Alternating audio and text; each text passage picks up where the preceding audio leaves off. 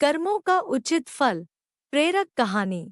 अपनी जिंदगी में बहुत से लोगों को बुजुर्गों की सेवा करते और उनका आशीर्वाद लेते और फिर बुजुर्गों के दिल से निकली दुआओं को फलते फूलते तो बहुत देखा, लेकिन जो लोग बुजुर्गों की सेवा तो क्या करनी उनको तंग करते हैं, उनका क्या हाल होता है, इसको घटित होते हुए भी बहुत करीब से देखा है। कुछ दिन पहले की बात है, मैं अपने भाई के घर यानी अपने मायके गई। वहां अपनी मम्मी और भाभी के साथ बैठकर बातें कर रही थी कि बाहर की घंटी बजी। देखा तो एक औरत अंदर आई, बड़ी दीनहीन सी लग रही थी। सादे से कपड़े, कैंची, चप्पल में एकदम से तो उसको पहचान ही नहीं पाई। भाभी ने जब उसको पानी दिया तब मम्मी ने बताया कि ये नीलिमा है, पहचाना नहीं तुमने? मैं तो एकदम से हैरान ही रह गई देख कर के ये वो ही लिया भाभी है जिसके कभी शाही ठाठ हुआ करते थे। मेरी शादी से पहले नीलिमा भाभी का और हमारा परिवार एक ही गली में रहते थे, एक दूसरे के घर आना जाना भी था क्योंकि दूर की रिश्तेदारी भी थी। मेरी शादी के बाद मेरे दोनों भाइयों ने वो मोहल्ला छोड़ दिया और अपने अपने घर दूसरी जगह पर बना लिए। नीलिमा की शादी तो मेरे सामने हुई थी। उसकी सास कितने चाव से बहू लेकर आई थी, बेटे की शादी के कितने ही सपने देखे होंगे उसने। बहू के आने से ऐसा लग रहा था कि जैसे उसको जमाने भर की खुशियां मिल गई हों।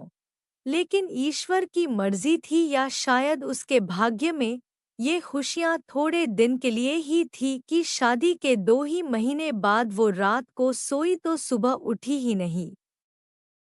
तब तो सबको लग रहा था कि बहू को बहुत दुख हुआ है। सासू माँ के जाने का बहुत जोर जोर से रो रही थी, लेकिन सास के जाते ही बहू ने अपने असली रंग दिखाने शुरू कर दिए। घर की मालकिन तो वो बन ही गई थी, लेकिन उसके अंदर जो गरूर था वो भी अब बाहर आने लगा। बात बात पर सबसे लड़ पड़ती। ससुर का तो उसने जीना हराम कर दिया। वो बेचारे एक तो असमय जीवन साथी का बिछो, ऊपर से बहू के जुल्म बुढ़ापे में सहने को मजबूर हो गए थे। एक समय पर बहुत खुशदिल इंसान अब बेचारे को देखकर ही तरस आता था। बहू ने घर के मालिक होते हुए भी उन्हें तीसरी मंजिल पर एक छोटे से कमरे में रहने को मजबूर कर दिया था। फिर ये भी सुना कि बहू उन्हें पेट भर खाना भी नहीं देती और न ही उनके कपड़े धो कर देती है। बेचारे मैले कुचैले कपड़ों में कभी गली में आते तो ही दिखते, लेकिन किसी से ज्यादा बात नहीं करते, जैसे जिंदगी से रूष्ट हो गए हों। लेकिन बहू बिना बात के ही उन पर चिल्लाती रहती, कब तक सहते बेचारे। एक दिन वो भी चुपचाप चल दिए इस दुनिया को अलविदा कहकर। नीलिमा को मेरी भाभी और मम्मी ने कुछ कपड़े और खाने पीने का सामान दिया, चाय पिलाई और वो चुपचाप चली गई। जितनी देर वो बैठी एक अक्षर भी नहीं बोली। उसने जितनी भी बात की इशारे से ही की। नवनीत उसके जाने के बाद मम्मी ने बताया कि ससुर के जाने के कुछ समय बाद ही नीलिमा की उल्टी गिनती शुरू हो गई। पहले तो उसके पति को बिजनेस में घाटा पड़ गया और उस पर कर्जा चढ़ गया और इसी के चलते उन्हें अपनी दुकान और मकान दोनों बेचने पड़े। पति ने कहीं नौकरी कर ली और किराए के घर में आ गए। नीलिमा के 3 बेटे थे। बड़ा बेटा अभी कॉलेज में था और उससे छोटा 12वीं कक्षा में कि एक दिन उसके पति अपने ऑफिस गए और अचानक से चक्कर आया और गिर गए और फिर उठे ही नहीं। मुसीबतों का जैसे उन पर पहाड़ टूट पड़ा। किसी तरह किसी पहचान वाले को बोलकर बड़े बेटे की पढ़ाई छुड़ा कर नौकरी लगवाई और फिर दूसरे बेटे को भी पढ़ाई छोड़नी पड़ी क्योंकि एक की तनख्वाह से घर का गुजारा ही नहीं हो रहा था, तो पढ़ाई का खर्चा कैसे पूरा होता।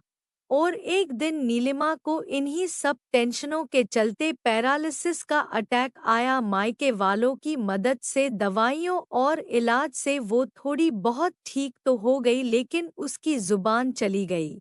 अब ये हाल है कि बेटे भी उसको नहीं पूछते ना ही कुछ खर्चा देते हैं। एक कमरे में अलग से रखा हुआ है जहां वो अकेली पड़ी रहती है। कभी कभी मेरे भाई के घर आकर जरूरत का सामान ले जाती है। वहां आने के लिए भी ऑटो वाले को समझाने के लिए घर से लिख कर ले आती है। मम्मी कहते कि जब रोती है तो सिर्फ आंसू ही बहते हैं, क्योंकि आवाज तो भगवान ने छीन ही ली। जिस मुंह से उसने ससुर को गालियां दी होंगी, आज उसमें बोलने की शक्ति भी नहीं बची। सच में घर के बुजुर्गों का दिल दुखाने वाला इंसान कभी न कभी तो अपने कर्मों का भुगतान अवश्य करता है, ये तो आंखों से देख लिया। इसलिए दोस्तों, अच्छा काम करो। अगर आप इस विचार से सहमत हैं, तो कृपया आप अपने YouTube चैनल को लाइक, शेयर और सब्सक्राइब करें। थैंक्स।